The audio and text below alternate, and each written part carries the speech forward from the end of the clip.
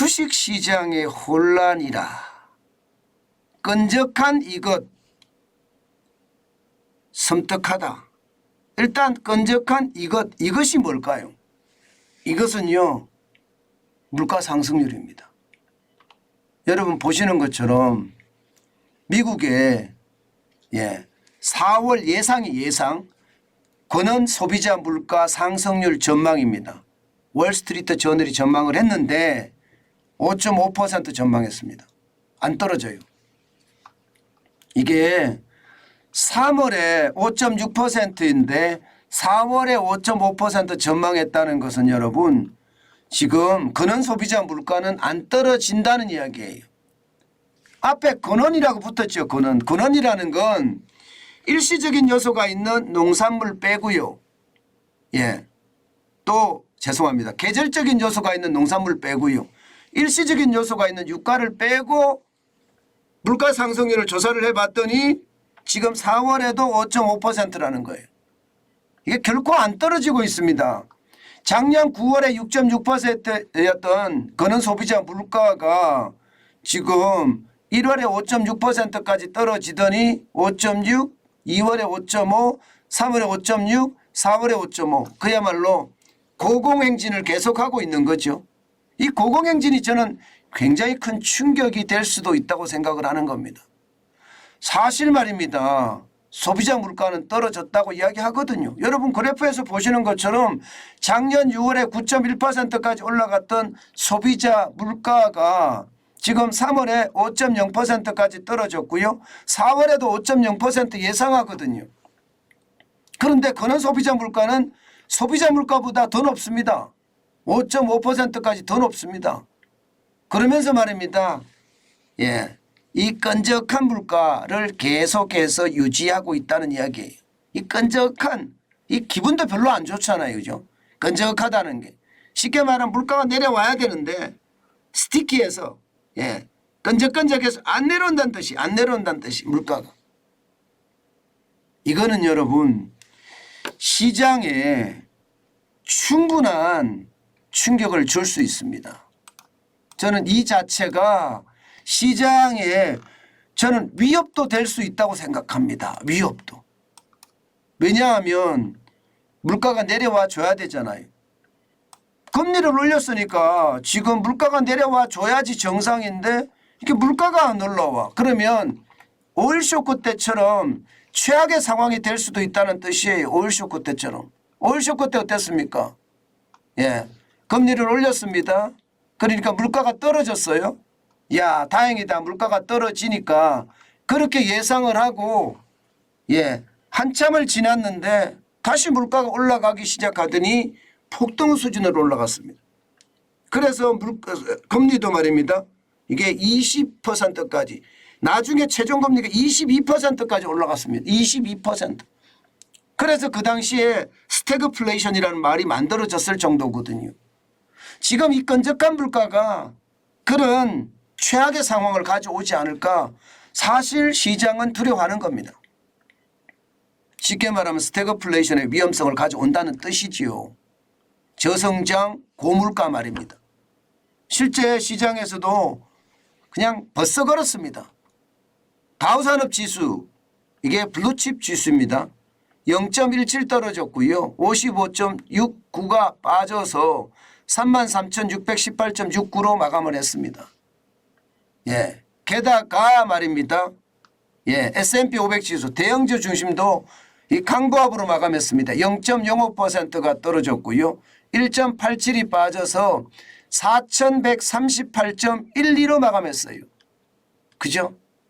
강보합으로 마감했을 정도입니다. 그냥 안 올라갑니다. 시장은요. 여기에다가 나스닥 종합지수 여기는 기술주 중심입니다. 0.18% 상승을 해서 21.51이 올랐고요. 12,256.92로 마감했습니다. 그럼 그만큼 말입니다. 시장에 불안감도 크고 또 혼란감도 굉장하다는 거예요. 그만큼 말입니다. 이게 지표 자체를 보면 도저히 이해를 못하겠다 하는 지표들이 많이 나오니까 그렇습니다. 아니 뭐 경기 침체로 간다고 하는데 뭐 여러분도 알다시피 예, 비농업 고용 인구는 25만 3천 명 4월에 기록했습니다. 실업률은 3.4%, 54년 만에 최저치를 기록을 했어요. 그러니 시장의 분위기는 어떨까요? 아니 뭐 고용이 좋은데 왜 이렇게 걱정이야? 왜 이렇게 난리야? 이렇게 이야기하거든요. 게다가 말입니다. 기대 인플레이션도 지금 보면 4월에 4.6%까지 지금 예상하고 있습니다. 이게 미시간대에서 발표되는 단기 기대 인플레이션 추이거든요. 보면 3월에 3.6까지 떨어졌다가 4월엔 오히려 올라가는 모양새를 보여요. 그러니까 시장의 분위기는 어떻게 될까요? 시장의 분위기는 싸늘해질 수밖에 없습니다. 이게 싸늘해지는 이유가 간단한 거예요. 예, 이게 물가가 올라가고 물가 상황이 열악하게 되면 또 미국의 중앙은행이라고 이야기할 수 있죠. 연방준비제도가 또 어떻게 움직일까요? 아마 어떻게든 또 움직일 겁니다. 기준금리를 지금까지는 말입니다. 많이 올리지 않는다. 이게 시장의 지배적인 생각이지만 이게 많이 올리지 않는다. 이제 끝났다. 이런 얘기잖아요. 결국 말입니다.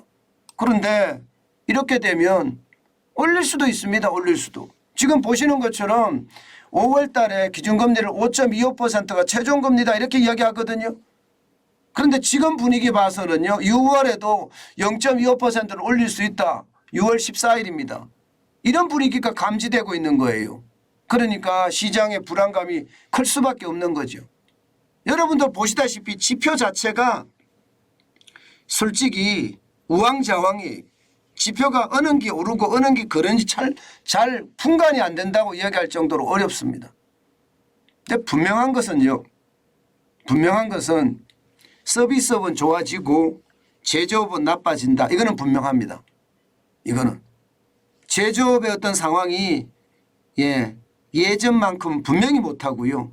서비스의 상황은 예전보다는 낫습니다. 그러나 결국 말입니다. 제조업의 상황이 좋지 않다는 것은 소비가 줄어들고 있다는 뜻이니까 서비스업에서도 소비가 줄어들 가능성 점점 나타날 겁니다. 예, 그렇게 되는 게 일반적으로 전망할 수 있는 이야기입니다. 지금의 고용이 일어나는 것도 서비스 쪽에서 일어나고요. 예, 기대 인플레이션이 올라가는 것도 서비스 쪽에서 일어나고 있기 때문에 제조업의 어떤 상황을 이제는 받아볼 수밖에 없는 게 현실이 되지 않겠느냐, 저는 그 생각을 하거든요. 예, 그렇기 때문에 여러분, 예, 지금 시장의 대혼란은 어쩌면 불가피할 수도 있습니다. 앞으로도 더 불가피할 수도 있고요. 그런데 이것이 말입니다. 당연히 저는 현실이 될 거라고 생각해요. 현실이 될 거라고 생각하지 기본적으로 말입니다. 이게 현실이 안 되고 다른 모습을 나타낼 거라고는 저는 아예 생각을 하지 않습니다.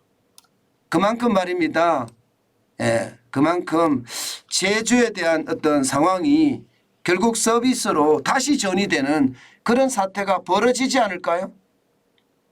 예, 코로나19가 한창일 때는 여러분도 알다시피 이 제조업의 위기가 서비스로 전이됐었습니다. 예, 그런데 반대로 지금은요. 지금은 거꾸로 또 제조업의 어떤 위기가 서비스로 또다시 전이되는 그런 사태가 벌어지지 않을까. 현재까지는 그렇게 예측합니다. 현재까지는. 그만큼 말입니다. 예, 저는 상황이 나쁘다 이 말씀을 꼭 드리고 싶습니다. 꼭 드리고 싶습니다.